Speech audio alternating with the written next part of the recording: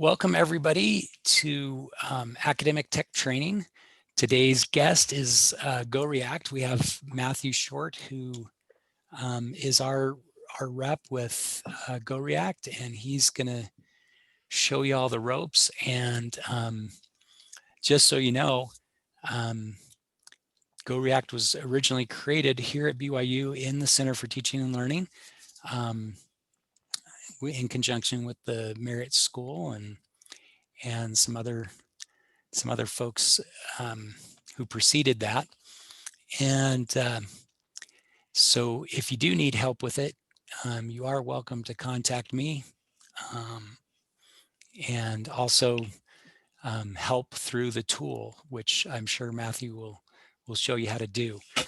Anyway, without further ado, I'm going to mute myself and turn the time over to Matthew to show us the magic that is GoReact. Excellent, Mike. Thanks for the introduction this morning, and good morning to everybody. My name is Matthew Short. I'm a client success manager for our enterprise clients with GoReact. I thank you all so much for attending this morning. I hope this session is informative, helpful. You know, my goal, my objective today is to kind of give an overview demonstration of the system. I'm going to try and thread that balance of, keeping it high enough level so it's not kind of overwhelming and not go too much into the weeds. Just to kind of give you a sense of what GoReact is intended to be used for, some of the different tools, settings, features within it that might benefit you all within your courses. And as Mike shared, he's a support tool for you guys as well if there are further questions. But also in my role as client success manager, I'm also happy to provide any type of support, additional trainings if there's kind of more targeted or formal workshops or specific sections of the tool we want to cover. I'm also happy to help provide those as well. So today what I'll do is let me share my screen real quickly. And I'm just going to start off with just one quick PowerPoint slide just to kind of set the tone here. And can I get a thumbs up just to make sure that you're able to see my what is GoReact? Thank you, Mike. Perfect. So what is GoReact? I will say GoReact is heavily utilized within the BYU University, Brigham Young University, excuse me. Based on usage reports, I saw about over 8,000 students last academic year, or I guess we're getting close to the close of that academic year, have utilized GoReact at some point. So pretty prevalent. Over 250 instructors have been utilizing this, so the tool is pretty widespread within your program. At its core, GoReact is really intended to allow for those opportunities where it's practical for a student to perform or showcase the knowledge and skill sets that they're learning within your courses to kind of prove it, to record themselves, enacting or practicing those skills in those kind of practical scenarios to showcase that they understand the material, they're performing those skills that are necessary within your respective disciplines or programs. Commonly used within teacher education programs, communication courses, business courses, nursing education, performing arts. I've even recently talked to a few instructors. One was a yoga instructor who's literally having their students record themselves kind of practicing yoga poses, and calculus instructors who are having their students kind of justify or kind of discuss out loud how they arrived at specific answers utilizing some of the different theories or kind of logical steps that they need to take to solve some of those problems within a math course. So the use cases for this are pretty widespread, but boiled down to I want my student to potentially record themselves explaining or modeling some type of skill that they're learning within my programs. We're utilized by institutions across the United States and also have expanded internationally. And what I love most about GoReact is just the user friendliness, the intuitiveness of the program, not only for instructors, but also for students that are utilizing the tool. So just wanted to kind of start off the program there just to kind of give you a high level sense of what GoReact's intention or use case is for. So from there, that's the only slide I want to show you guys today. So I'm going to switch screens here And just so it's not so much of an eye test, I'm going to zoom in a little bit on my browser. I'm going to be modeling this within BYU Learning Suite. So I'll show you in this demonstration, what an example of a video submission looks like and the different ways you can engage with those videos. I'll show you how to set up an assignment within Learning Suite, just walking through those steps to get it set up and available. And I'll also walk through showing you the different ways that students can upload or provide video footage for those assignments. So to start things off, I'm going to kind of look at the end product first. So I wanted to show you guys what a video submission looks like and the different ways as an instructor I can engage with it. So real quickly, I've got my classroom observation 1 here. I've actually got that assignment opened up in another tab. And you'll see here, I've got my classroom observation 1, and I've got a couple of submissions from myself, so not many students, just me. But as an instructor, as students are uploading or providing their video footage, they'll show up in the dashboard here with the different tiles that I can click on to see each student's submission. So to kick things off, I'm going to click on this last one, class observation example. Really quickly, I'm going to pause, and I'm going to mute the volume just so I'm not fighting the volume on the video along with myself. So real quickly, I'll do that. You'll see that the panel or the kind of assignment submission is broken out into 2 main panels. I've got my video player over here where I'm watching the footage that's been provided by my student. You can see what's going on here. And on the right side is where I'm going to be entering or logging the feedback or the commentary that I'm providing to these students in this particular example. So I'm watching the video here. See these 2 teachers engaging with their classroom. And let's say at this particular point in the video, there's something I observed that I wanted to note as far as feedback goes. So you may have noticed down here in the bottom right, I've got this add a text comment. Make sure I've got my cursor clicked within that box. And then at this point, let's say I observe something. Teacher is discussing what today's lesson is about. And you'll notice that as soon as I hit a single keystroke, the video paused. It's purposeful, it's designed that way to allow me as the instructor to make sure I'm able to finish my thought, my piece of feedback that I'm offering to this particular student without missing anything else going on in the video. So when I've had my opportunity to note my feedback in this particular segment of the video, I'll hit return or enter on your keyboard. And you'll note as soon as I hit that, the video keeps going. You'll also note that that comment I put shows up now in my commentary log. And one other nice thing about this, you'll see a little timestamp associated with it, letting me know that at 51 seconds into the video submission, I made this comment to the student. If I click on this comment in the comment log, it actually jumps back to 5 seconds prior to that comment being entered. So you can see that lead in, that context that kind of informed the comment that I was providing to the student in that particular instance. So these comments are being logged. The instructor, myself, left it in this particular instance. It's timestamped, it's anchored in that moment in the video. And by clicking on it, I get that little 5-second lead in so that I can kind of see the build up to that particular moment. I can continue to watch the video if I note something else. Video pauses, finish my thought, hit enter, comment gets added to the time log. Just like before, it's timestamped. If I click on it, it's going to jump 5 seconds prior to that point in the video. And I can kind of see that leading into that particular setup or that particular instance where I'm leaving feedback. Now, beyond just text commentary, there are additional options down here that you may have noticed. So text is the first one that shows up. Let's say there's an instance in the video where maybe it's a little difficult to kind of type out what I'm trying to describe or convey as far as feedback to my student. Or also you may have noticed these text comments are limited to 500 characters. So let's say there's something I wanted to provide that's a little bit more in depth. I can actually use video to provide feedback to my student in a particular instance. So you'll see here, the comment tool kind of disappears, but now I've got this video recording of myself. I can hit record. Oh, sorry, sometimes it doesn't like it when I'm using my camera on Zoom and also on here as well. So let me try that one more time. There we go. So now you can see it's literally recording myself, and I can be talking or providing that feedback to this student. Hey, Matthew, I noticed in the video you did this. Next time I'd like you to try this. Make sure you're keeping these things in mind as you're engaging with the students. You can record that to your student. When you're finished, you'll click on Hey, finish.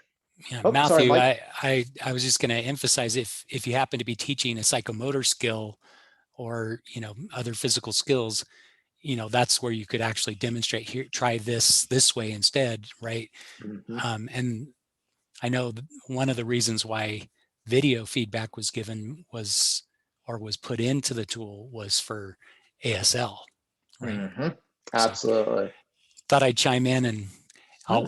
I'll stop interrupting. Sorry. No, you're fine. And also, just the year that we've just come out of with COVID, video was a nice kind of personal kind of touch on commentary since we weren't able to engage with our students as much as in person. So that was also kind of a nice thing that arose out of COVID, that, there's still those moments or opportunities where we can still have that kind of more personal engagement with our students, even if we weren't kind of physically in the same place. Yeah, great point. Mhm. So that video is now embedded in the timeline as well, just like my text comments. And when the student comes in to look, they can literally play that comment and see that commentary I've provided in that particular moment.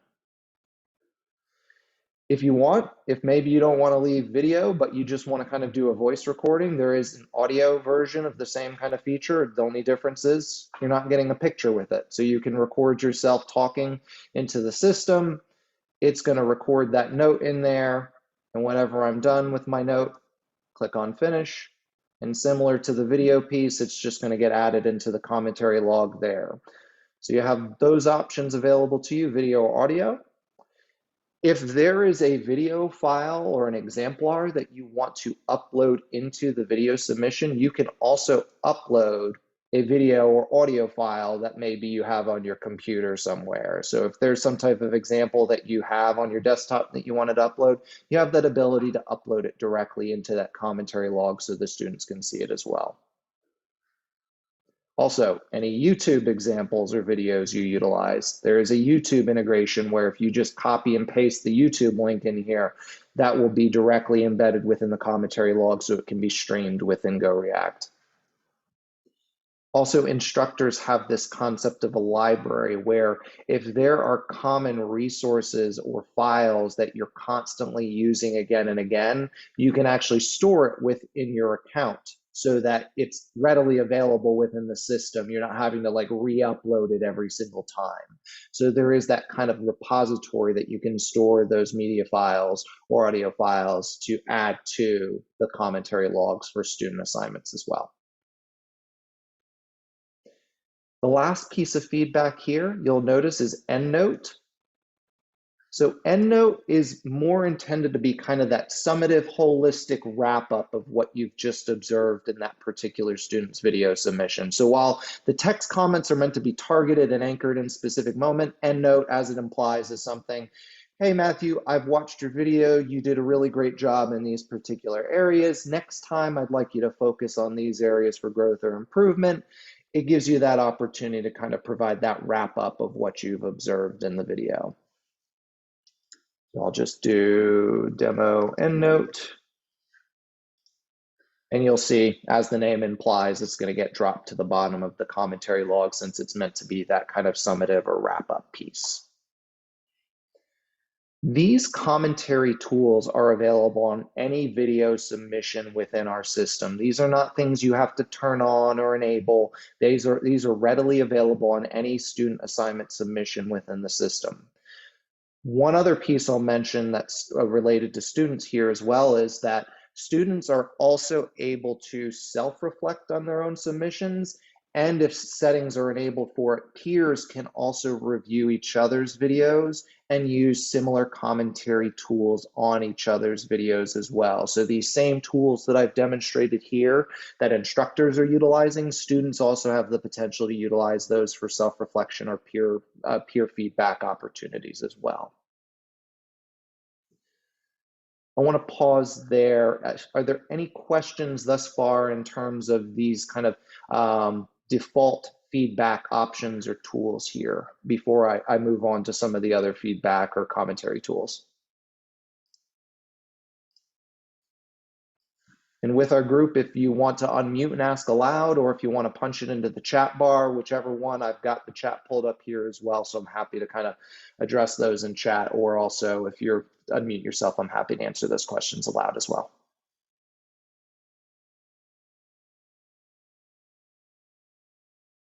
All right. Is GoReact compatible with Canvas? Yes, the same LTI integration that's being leveraged within Learning Suite is also available within Canvas as well. And Mike, I'm not sure if there's specific support materials you have for that, but we have plenty of Canvas support resources that can be shared with the group following the session if folks are interested in leveraging it there.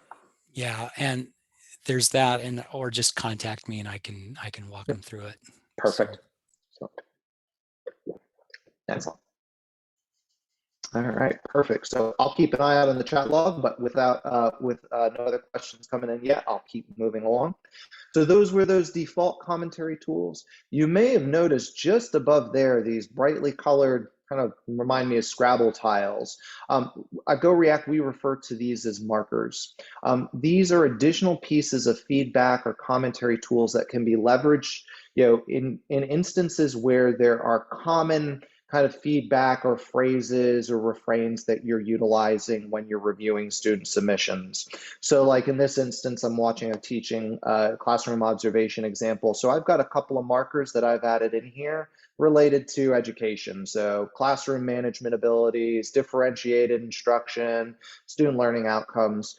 If I am noting in the video these instances where I see these things occurring, it's a matter of just clicking on the little square and you'll see it pops into the comment log.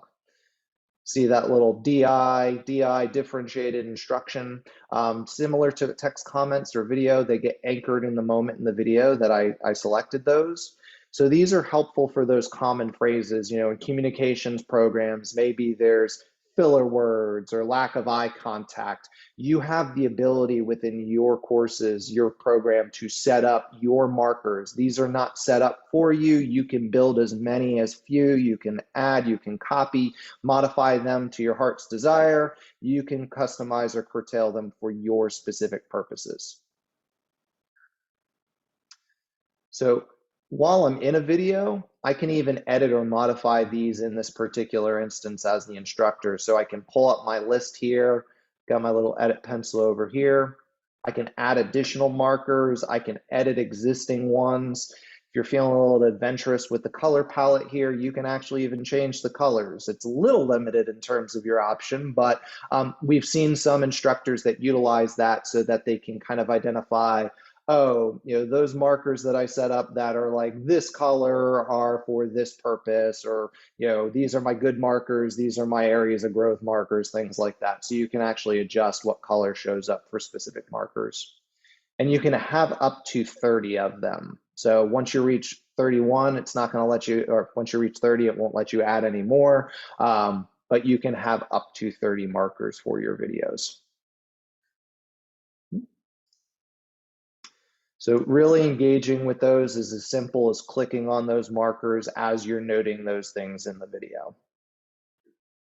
One other thing I'll note here related to markers, there's this little feedback graph here. It's not showing yet, but when I click on that expansion piece, you can see the number of times you've utilized a marker within a student submission. So this is really nice for kind of a trending piece that maybe after I've watched a student presentation, maybe if I'm analyzing a speech, John, I noticed you use use filler words 10 times in your submission. That's something for next time we really need to work on. It can kind of give you a trending analysis of those particular markers when applicable.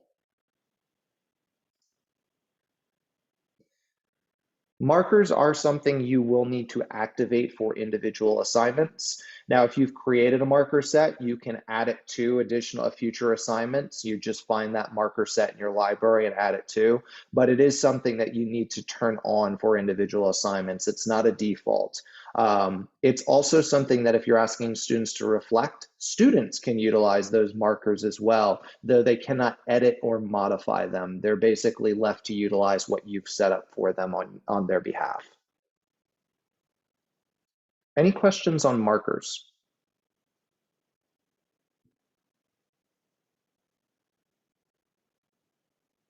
No? All right. Last piece of feedback, commentary tools that are available to you with your video assignments as far as providing that feedback or some type of assessment or evaluation. You have the ability to add rubrics to particular assignments. So if you use a formal evaluation instrument or a formal rubric to assess students' performance on videos, you do have the ability to build those within GoReact, and through those you can score or grade assignments as well. So you notice up here, currently on my comments tab, that shows up by default, but there's also the second tab here, rubrics. And what I did is I set up a very rudimentary rubric showing you the different kind of questions or rubric type, building blocks you can utilize with these. So I've got my classroom observation rubric. You can provide a description of what the intention of that rubric is for.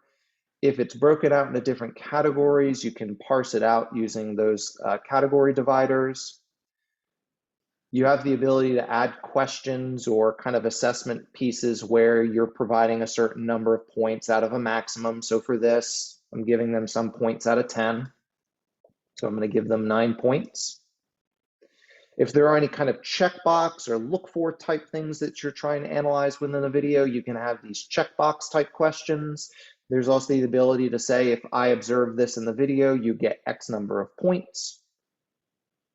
You can have oh, great, I have a spelling error there, I apologize. Numeric scale questions. So you can have these set up where you get a certain point value based on your performance. So in this instance, you did an effective job. You can change these performance labels. You can add particular attributes or descriptors that justify when you get this score as opposed to another. Qualitative scale, so you can have those levels of performance here. If there are point values associated with that, you can include those as well. There's also the ability to have text-based responses as well. So if you want to provide some type of summary or description of why they received a certain amount of points, you have that as an option that you can build into your rubrics as well. Two other things that I note here down at the bottom. If you are leveraging GoReact for scored assignments within your LMS, you want to make sure that the points that you set up for the assignment within your LMS matches the maximum possible points a student can reach on this assignment. So I make a note with this question, make sure that the grand total for this is equal to what you set up in the LMS, which to make sure that this matched the 50 points I set up for this assignment, I just added something here that I can award 27 points. And then the last option down here I note is you can even have a piece in the rubric that allows you to deduct points from assignments. Because while this says points out of 0, you can actually enter negative point values. So let's say that this student turned in their observation 5 days late. Sorry, it's a point off every day it's late. I can actually put in -5, and you'll see that that score was adjusted down here. So if there are instances where you need the option to deduct points for particular submissions, whether it's too late, whether it's too long, or any other kind of practical examples that come up, you can, with that point value tool, do negative values on that as well. When I've completed scoring, I just click Post Rubric. That will lock in that score there for this particular assignment. And in instances where grades are being passed back to an LMS, this would feed into the grade book or kind of the corresponding section within any LMS where this is integrated. If you need to make any changes, you do have the ability to unpost and go back in and make adjustments. And then whenever you're done with that, just click that post rubric again, and it shoots back over to the LMS. Any questions on engaging with the rubric within a student assignment?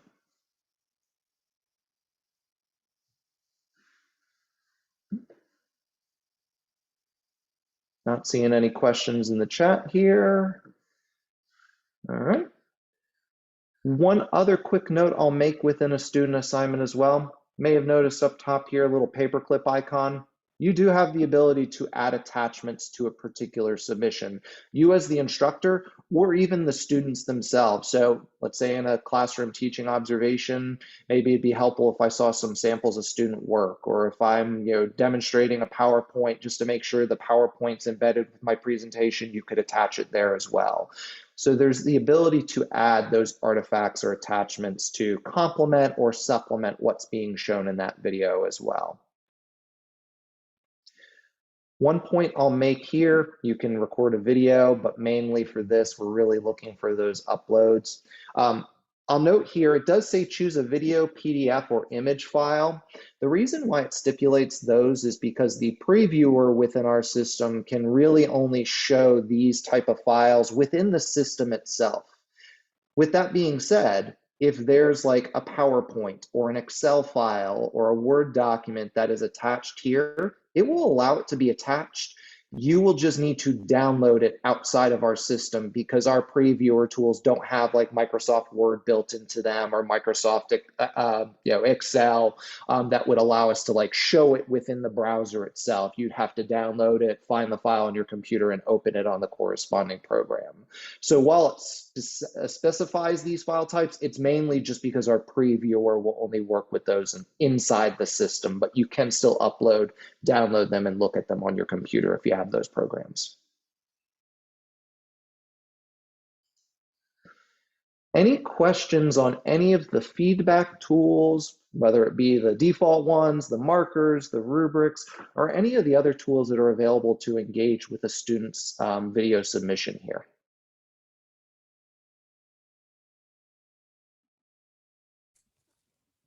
Matthew, were you gonna show them that they can set up a rubric for the students to use for peer and self-review? Absolutely. So we Okay. can definitely take a look at that with the assignment settings. As Mike's alluding to, there's also the ability with rubrics that you could set it up that students are filling this out, whether it's on their own video or potentially in instances where you've set up those peer review options. They could literally fill out the rubrics themselves. It can be the same rubric that I, as the instructor, are using, or if there's a more streamlined, modified, simplistic one you're asking them to fill out, you also have that opportunity to set it up as student rubric for them to fill out. And I definitely can show that assignment setting when we get into setting up a GoReact assignment here momentarily. So at this point, if I'm finished with this video, I'm gonna hit back. Going back to my dashboard, you'll notice that one of my videos has disappeared. Whenever assignments are graded, there's now an ungraded and a graded tab here. So those that I've finished with will be in that graded tab. If I want to go back and look at it, I can go back and click on that. Otherwise, I know I have 2 more left to grade here, and I can keep moving through them as needed. So at this point, we've taken a look at a student assignment. I want to walk through next, how do we create these assignments within Learning Suite? Also, if you're utilizing another LMS, we definitely have help resources for that as well. But what I'll do real quickly, I'm going to X out of this. I'm going to go back into BYU Learning Suite. And right now I'm within a sandbox that Mike has shared with me so I can do for these demo training purposes. And I'm within, kind of a community here, but I believe it's a similar layout to what you'd see if you'd selected a specific course in this drop-down menu. The main thing we need to do is, in order to add a GoReact assignment, we need to be in this Assignments tab here. You'll see here I've got a couple of other GoReact assignments I've added here. But at this point, if I'm adding something brand new, I can click on New Assignment up top here. First thing I want to do is I want to change the assignment type, or the type, to External Plugin. It's going to adjust the box just a little bit, and I'll show you momentarily where we're going to go set up that external plugin. But it's going to ask me to give it a title. If I want to provide a particular description, or maybe there's some type of link or resource I want to include, you can provide that description for that particular assignment. Category is one of those required fields that you need to set up. For this particular sandbox, I did presentation, speech, observation, but whatever's appropriate for your particular course. So I'll do speech. There's a specific due date for the assignment. I'm just going to go into the calendar here, set that up. If you want to adjust the time, you can. I'll leave that as it is for right now. And if this is a graded assignment, we'll select the points possible for that particular assignment. So those are those required fields that I need to set up here. But now that I've set it up as an external plugin, the next thing I want to do is I want to go to the external plugin tab here. Click on that. We're looking for this global configuration. GoReact has been enabled across the Learning Suite environment, so it's readily available. So once that's been selected, I'm going to select a module. I'm going to find GoReact from my drop-down here. You'll see it's going to load everything that needs to be there for that particular GoReact external tool. And at this point, I'll hit save. You'll see it's going to get added to my speech category here. Once it's been added here, what I can do to go in there and set up the assignment settings for that now is I click on GoReact assignment for BYU. Navigate over to that external plugin tab, launch the LTI. You'll see a new tab pulls up. And this is where I get to set up the different kind of features or functionalities that I want for a particular assignment. So I can create something completely from scratch, which I'll show you here momentarily. But also if you've set up other GoReact assignments in the past and you're basically kind of creating a repeat, or maybe all the settings are the same, maybe it just has a different kind of assignment name, you can actually copy previous assignment settings so that it kind of fast tracks the ability to get those set up as needed. So if there were a course and a particular assignment I wanted to select that I've set up before that is kind of the same thing as this, I can set that up and pick that from the choices. But for this, what I want to do is I want to set up something from scratch so you can see it from kind of the beginning to the end. So I'm going to go back to this create a new assignment option. And you'll see in the drop down there are three main choices. Standard's what we just looked at. Standard is I as the instructor am asking you as the student to upload or record a video of you performing a particular task or completing a particular objective. So that is where a student would supply you with a video file for you to provide feedback or commentary on. There's also the concept of a stimulus assignment. This is heavily used within ASL programs and foreign language programs where it gives the instructor an opportunity to provide a recording or a video or some type of stimulus. It could even be an audio file of some type of stimulus that you're asking your students to respond to. So maybe in a foreign language course, I upload a recording of a foreign press conference and I'm asking my students to translate what's being said. You can supply or provide your students with a video file that then they are recording themselves responding or reacting to. I've seen it utilized in other programs or disciplines where you supply some type of exemplar or scenario-based video where you're asking your students to kind of record their feedback or responses or reactions to certain things that are taking place in a video to kind of demonstrate, oh, you'd know how to react in this situation, or you'd know what to do if this scenario kind of played out as it did. So it gives you those opportunities beyond just kind of, foreign language and ASL to provide, kind of simulated or what if type scenarios that you could actually record your students reacting or responding to. Last one is comment only. You're supplying a video file and you're asking your students to respond or provide the feedback using the same commentary tools as what we modeled in that video assignment we just looked at a little bit ago.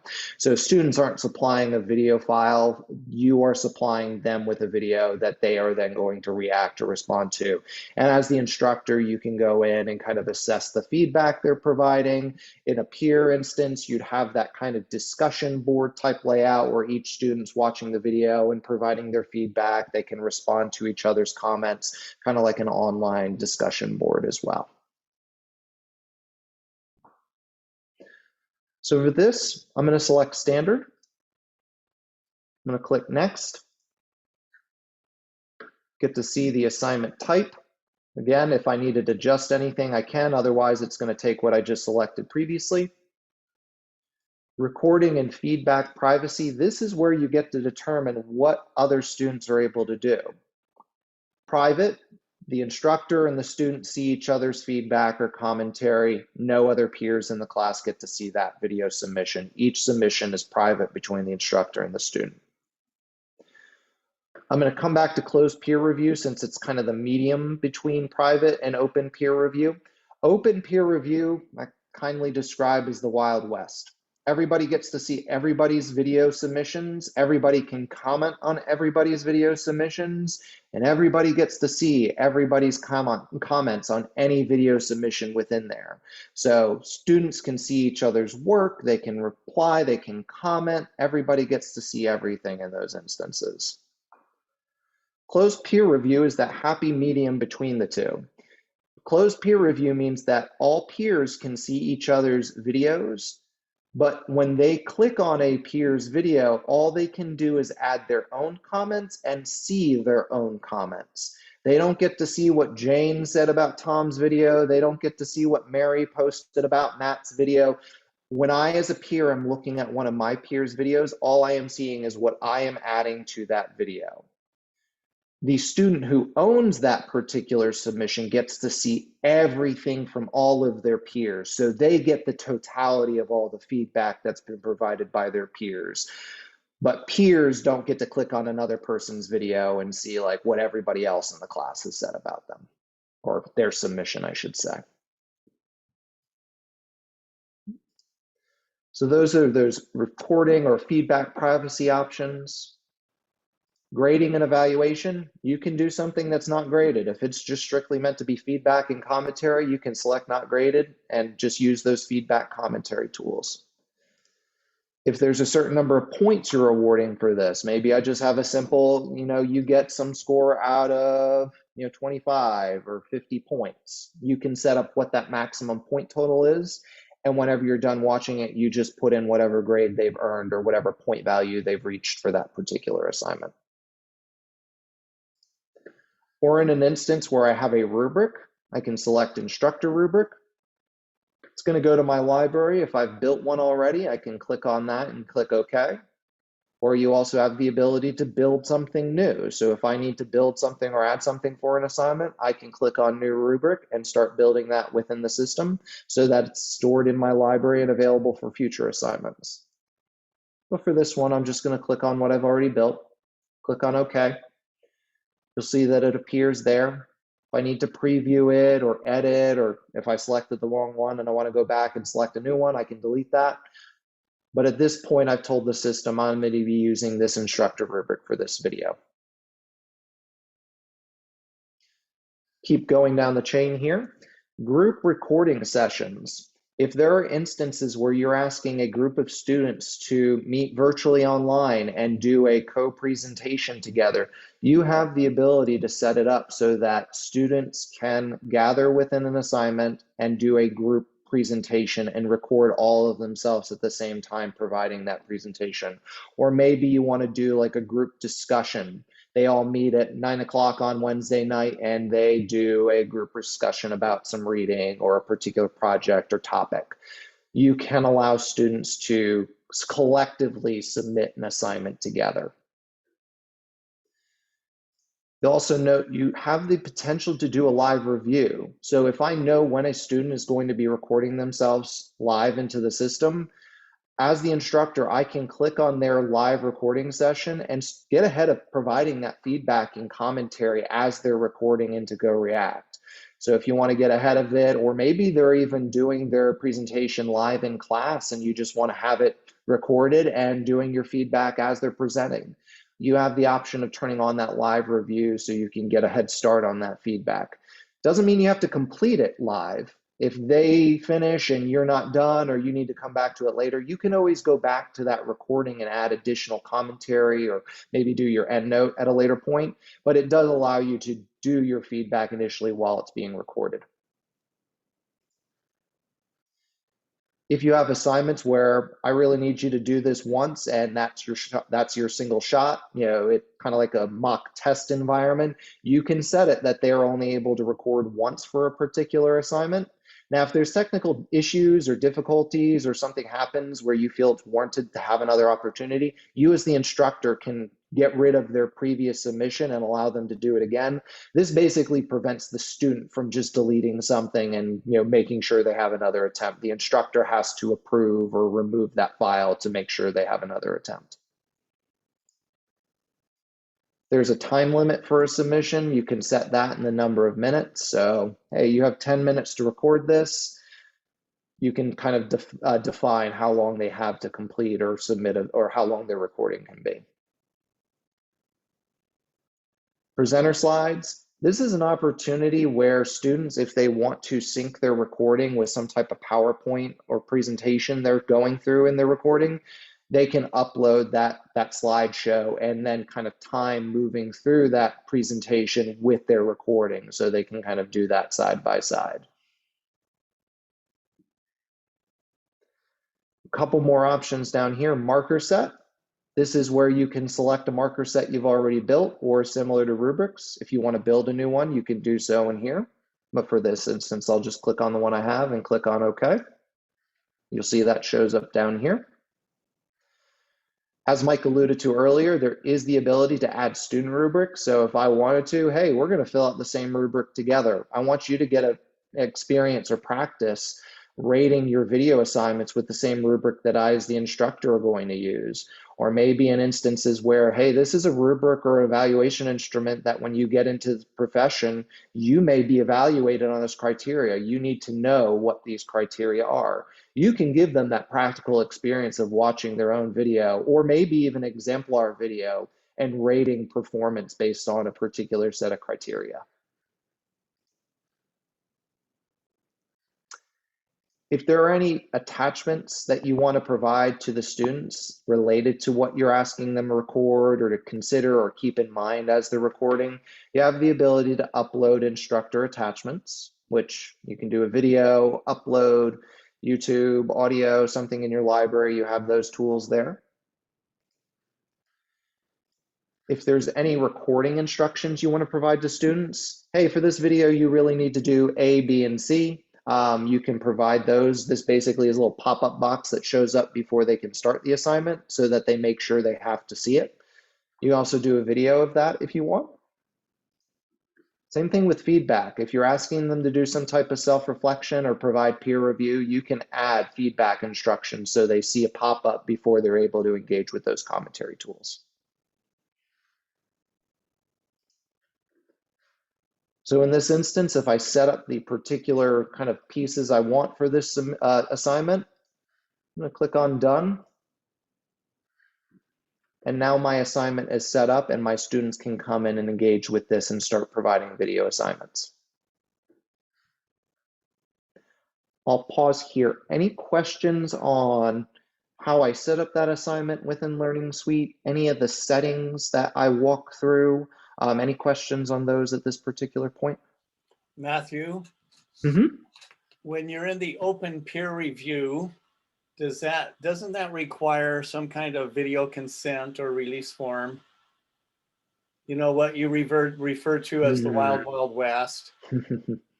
Yeah, so there are disciplines where I imagine that prior to recording, you would need to obtain some waiver from, maybe members of the, group that you're filming. If you're in a classroom, you might need a waiver that needs to be filled out from students or parents before you can record, or different scenarios like that, or nursing education. If you're engaging with a patient, you probably need some type of waiver filled out.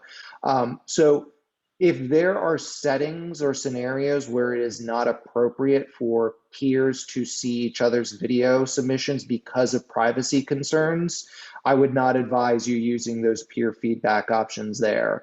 But if it's something where, maybe I'm recording group presentations within my course with my own students, and there's no objections there, you could utilize those peer options so that they can see each other's submissions or presentations or whatnot. But that is definitely an item of note in those scenarios where privacy may be a consideration in different disciplines.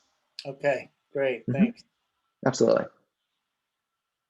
Any other questions on assignment settings or any of those pieces?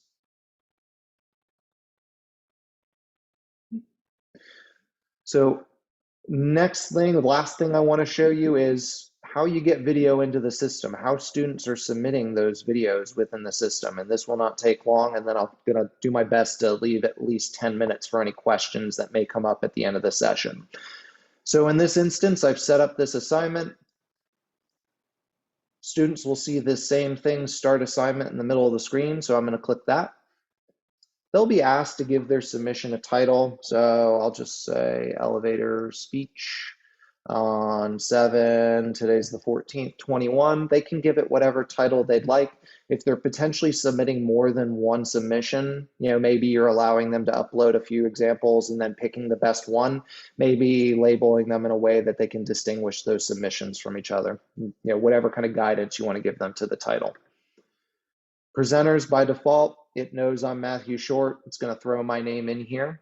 But if I'm presenting with a group, if that group discussion or group recording option's been enabled, I could select my other presenters that I'm going to be submitting with as well. So if there's 2 others, I could add their name to the list here and submit, and we could submit a recording together. If I have any slides I'm reviewing, I'd attach those here. Otherwise, I'm going to click on continue.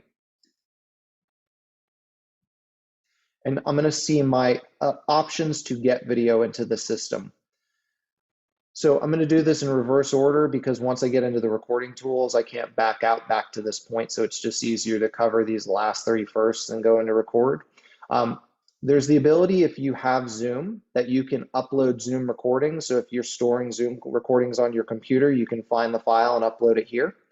If you have a professional account, you can actually connect GoReact to that professional account so that anything stored on your cloud Zoom account can be available to be selected and uploaded into GoReact. So it's the ability to integrate or connect those if you're utilizing those. So your students may not have professional accounts, so it may not be the most beneficial piece there. But if you all are, you can connect your GoReact account to your Zoom account to have access to that. If students have submissions that they've put on YouTube, they can copy and paste that YouTube link and it will stream that file within our system so you can leverage those commentary feedback tools. This is another area where if there are privacy concerns with video submissions, I generally don't advise posting something on YouTube. Even if you know how to set the privacy settings, heaven forbid you don't click something right and it's open to the whole world. I generally don't advise that. But if there are instances where it's not the most sensitive video or it's just themselves, they can upload it to YouTube if they find that easier. If they've recorded on a phone or a tablet or something and they have that file, if they can get it onto their computer, they can click on the upload button here, choose that video file. So I'm on my Mac here, I'd find the video file, select it, click on open, and upload it into the system. So these are those options that if maybe you don't have the best wireless connection or you've recorded something on another device and you want to upload after the fact, those are those options where you can use different video tools to get video files into GoReact. If you have the opportunity though, you can record directly into GoReact, clicking on this record tab, continue to recorder. It's going to do a quick little test just to make sure my camera's working, make sure my microphone's working so I can see that. See down here at the bottom, I've got my record option. A few other things I want to highlight here. You do have the ability to share your screen. So if you are showing something on your desktop that is helpful for that recording, you can have that appear in your recording. If what you're showing is a little small and you want to make sure that folks can see it here, come on. It's lagging for me. Preparing screen share. Well, you are doubling up video resources. Your Zoom probably and this. did not like that too much, probably. That makes sense. Oh. Yeah, it's not letting me do that. Hold on, let me go back and quickly. Oh, So sorry about that, guys. Let me go back, record, get back to where I was. And to Mike's point, maybe I won't use that screen share, but that option is available. So if there's anything you want to present or show on your recording, you can turn that on. Also similar to Zoom, I can turn off my camera. I could mute myself if I want to. One other thing I'll show you, and this is actually a couple of features that are hot off the presses this year. If there are multiple microphone sources, you can select that. Also, if you have a different camera feed or multiple cameras, you can select different cameras that show up on here. If you want to record multiple camera streams at the same time, you can add a camera stream. So if maybe I'm using my laptop here and I had like a USB web camera plugged in, I could add additional camera streams to my recording so that I have multiple kind of areas showing on my particular recording. You can have up to 4 camera streams or 3 camera streams and a screen share. So you can't exceed 4 kind of Brady Bunch panels here.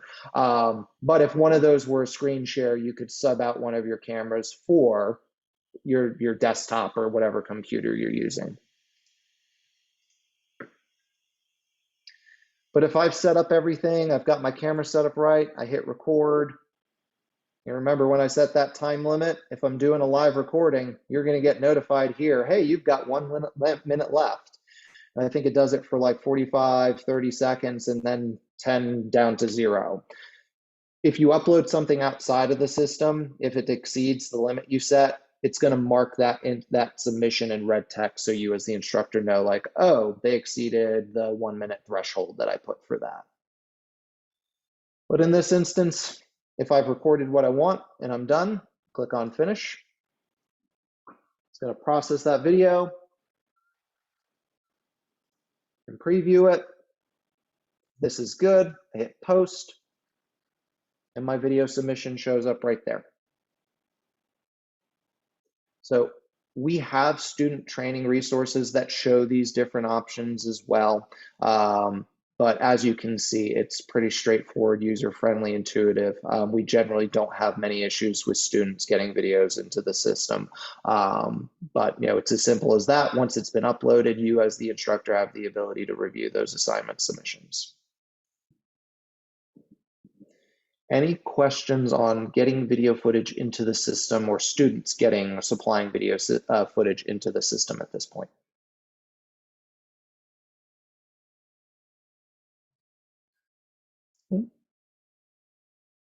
Any questions on anything that I've reviewed thus far, whether it's those feedback commentary tools, whether it's setting up an assignment, questions on those assignment settings, how to get video footage into the system at this point? Mike, anything else that you feel know or worthy for me to mention or kind of review while we've got this time carved out? I can't think of anything right at the moment. I think the basics of how to use it and how your students use it have been addressed pretty well. Thanks, Excellent. Matthew. Absolutely, absolutely. 2 other things, just if you do have questions and throw them in the chat, I'll ramble for another minute longer just to give you a little bit more time, or if you want to just go off mute and ask me questions as well, I'm happy to answer those as well. When you are in an assignment, let's say I set this up, but I checked the wrong box or I want to adjust an assignment setting. When you're within an assignment, all the way over here, this kind of 3 circles stacked on top of each other, this is where you can actually go in and edit an assignment. You do get a little disclaimer, hey, if you adjust some of these settings and somebody's submitted a video, it may throw those videos off, or it may erase a rubric score or feedback you've given on previous submissions. So there is a little disclaimer there. The main thing that we generally advise is if you've had students submit a video, don't change the assignment type. That would wipe out any video that had been previously submitted, because with those assignment types, that's kind of completely changing how you're engaged or how your students are responding for that assignment. But beyond that, you can change most of the other settings without any type of issue. So if I selected the wrong rubric, I can delete that and add a new one. If I want to change the privacy settings to closed peer review, I can do that. without any harm. Particularly if there's no video submitted, you can change anything in here and there will be no consequences or impact, really. It's mainly when they've attached or provided submissions, you need to be a little bit more careful of what you're adjusting here. So you can tweak those settings. The library you have access to, it's a little bit of an eye test, but it's buried down here in the bottom right corner. It looks like a little stack of library books. If I click on that, this is where I can add media like we saw in the videos when we're submitting feedback. If there's a video file I constantly use as an exemplar, I can upload something into the system so it's stored in my library. If I want to create a rubric or look at a rubric in here, I can add those rubrics in here. Marker set, same thing. I see what I have, or I can build new ones. Also, if there's any type of documents or PDFs or anything that I want to store in here that might be useful for kind of reference or that I'm constantly using, you can store them here within here. One other thing while I'm in here, and I do see a question from Dave. I'm going to answer it here. Actually, two questions, I think. I'm going to note one more thing, and then I'm going to turn to those questions. You do, as instructors, have the ability to share your media, your rubrics, your markers, your documents with other folks within the BYU Learning Suite environment. So if you share rubrics or markers within a discipline, or the public, instructors want to kind of combine efforts to tackle some of the building here, you can build a marker, rubric, add a document or media, and you can share it by going to that file or that rubric here in this instance. Clicking on the share icon, it's going to ask you to fill out some kind of placeholder data points, kind of tags here. I have that in there. But once I've hit that, hit save, and that's shared with the program as a whole. So other instructors can go into this BYU Learning Suite library and grab those and share or take them and add them to their own courses. So if you want to kind of divide and conquer the work of setting these things up, you can collaborate with your peers to do so. All right, I said I was going to turn over to questions, and Mike, I think you handled that this video is going to be available for review. It will be shared with folks. Thank you, Barbara. I'm glad it was helpful. Any other questions, anything else? I see we have about 3 minutes, and I definitely want to be respectful of everybody's time, so happy to answer any questions that the group may have.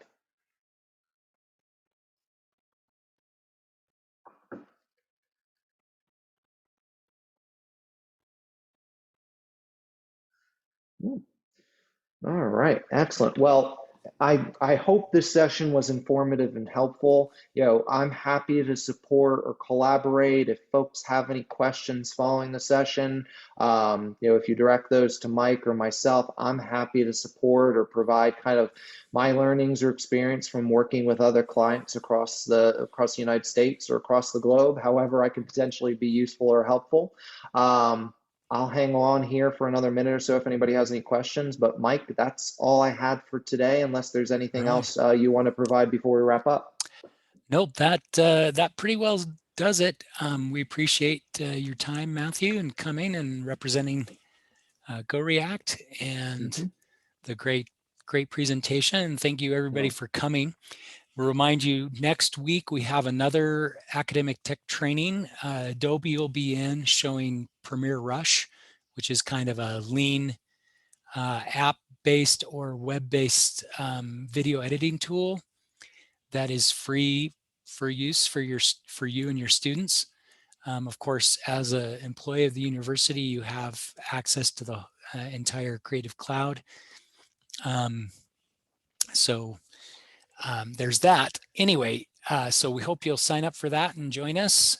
And other than that, if you have questions, like Matthew said, you can contact Matthew or myself at CTL, and I will be happy to get answers to your questions. Just checking out. Okay, just a thank you in the chat. So thank you very much, and we'll hopefully see y'all next week. Have a great one, everyone. Take care, all. Bye-bye. Thanks, Mike. Thank you, Matthew. Bye-bye.